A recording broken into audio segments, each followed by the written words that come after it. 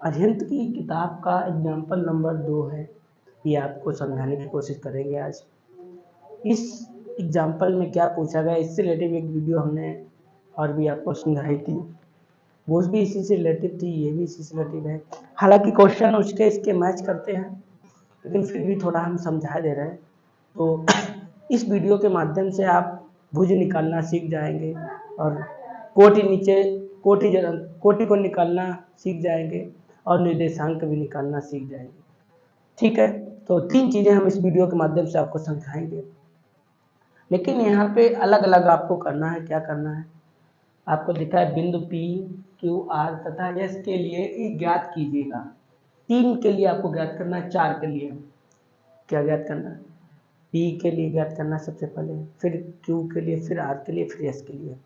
सबसे पहले आपको भुज, उसके बाद कोटि, उसके निर्देशांक, उसके बाद चतुर्थांश। ये चतुर्थांश क्या होता है थोड़ा बाद में बताएंगे। पहले चलते हैं अपने पहले नंबर के क्वेश्चन के लिए।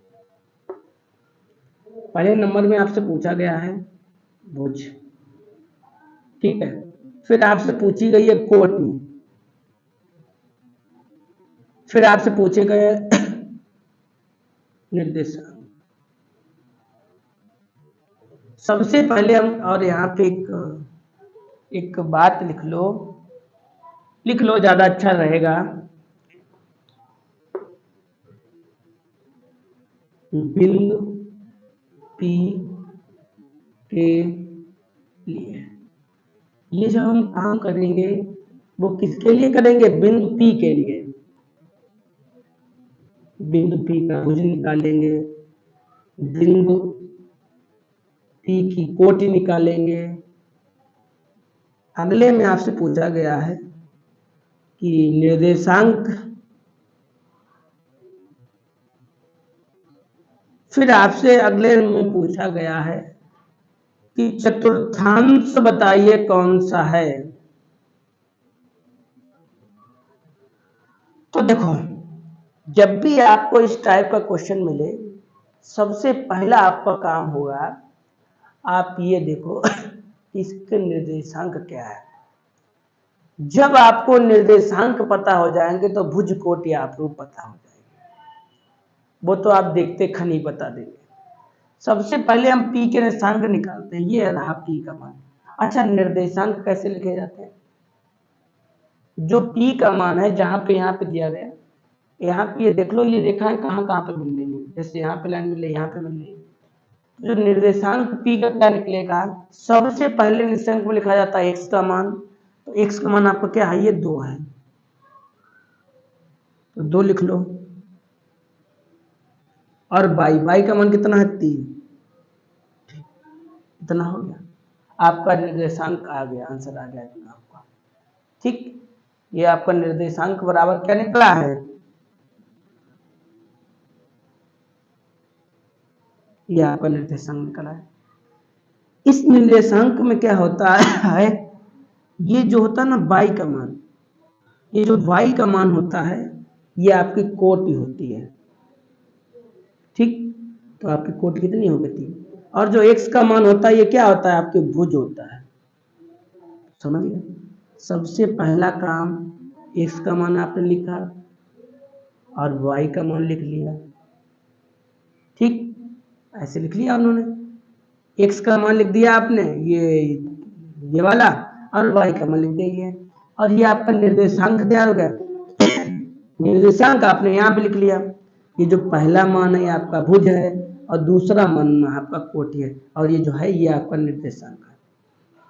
उन्होंने ये पूछा, ये बताइएगा ये निर्देशांक कौन सा है, मतलब प्रथम होगा, द्वितीय होगा, तृतीय, ये कैसे पता लगेगा। इसके लिए मैंने आपको निजरा पे अपनी वीडियो बना दी है, पूरा डिटेल में समझाया है कि चिन्ह कब कहाँ क्यों कैसे, सब कुछ समझ लेना बेटा उसमें। लेकिन यहाँ पे फिलहाल हम बता दे रहे हैं कि जब दोनों प्लस के होते हैं वो आपका प्रथम चतुर्थांश होता है। बस आपका हो गया आंसर, पी की बात खत्म हो गई, पी का आंसर हो गया, समझ गए। अब बात करेंगे क्यू के लिए, तो क्यू की कैसे निकालते हैं, सेम यही कंडीशन क्यू के लिए रहेगी। यहाँ पे पी का पूछा था क्यू, आपके क्यू का पूछेंगे 10 निकालेंगे, तो पी आर अलग अलग निकालना पड़ेगा। इतने में आपको कोई दिक्कत नहीं होगी, इतना आप स्क्रीनशॉट ले लीजिएगा और आगे चलते हैं। ठीक है, अब बात करेंगे क्यू के लिए। क्यू में भी यही बातें सेम पूछी गई हैं, कोई परिवर्तन नहीं करना। तुमने बेटा ऐसे मिटालना, हमारा तो मार्कर है, हम तो मार्कर से मिटा लेते हैं, अपने काम पे मिटालना। आपने नए नए टॉपिक पे लिखता, नीचे नीचे लिखते चले जाना, ठीक है। अब क्यू के लिए कैसे करेंगे? अब क्यू देखो कहाँ पे, यहाँ पे लिखना है, ठीक। सबसे पहले क्यू के निर्देशांक लिखिए। क्यू का मान कितना है? 2।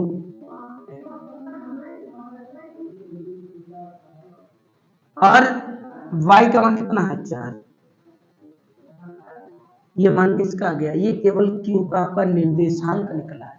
भुज कोटि वैसे निकाल लो, हमारे ना निकालने से पहले आप निकाल देते। y क्या होता है आपकी कोटि, x क्या होता है भुज, बस आंसर आ गया। तो x क्या है आपका? x का मान ये वाला भुज, पहला होता है भुज, दूसरा होता है कोटि। अब बात ये पूछी गई, ये आपका प्रथम चतुर्थांश होता है, दूसरा होता है, तीसरा, ये चौथा ये होता है। तो प्रथम चतुर्थांश, दूसरा और तीसरा और चौथा। अच्छा एक बात, अभी कहाँ पे बना? दूसरे में। तो कौन सा चतुर्थांश होगा? दूसरा। भाई दूसरे में बना तो दूसरा ही तो होगा, समझ गए? पहला, दूसरा, तीसरा, चौथा, तो कौन सा चतुर्थांश हो गया? दूसरा, बस आपका आंसर आ गया। तो इस प्रकार हमने क्यू का भी निकाल लिया, ई का तो निकाल चुके। इतने का चीज छोड़ लीजिएगा, आगे बढ़ते हैं।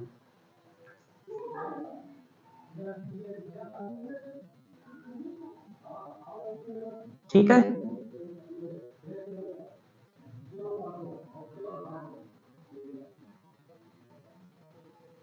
ठीक है।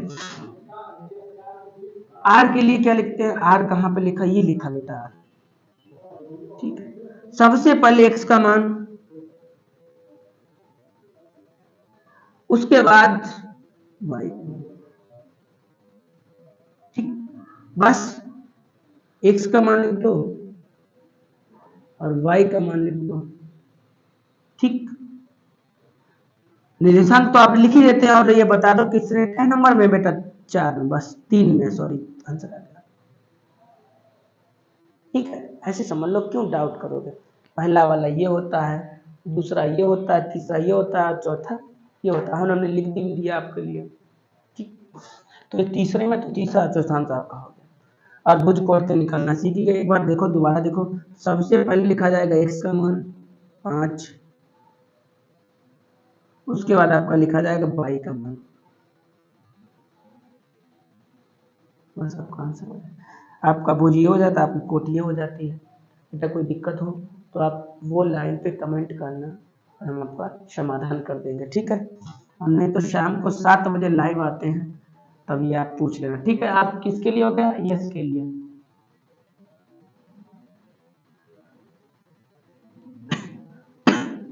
और आप लोग अपने कॉपी पर नीचे ही नीचे लिखते जाएंगे, हमने तो यहाँ पे लिख दिया, ठीक है।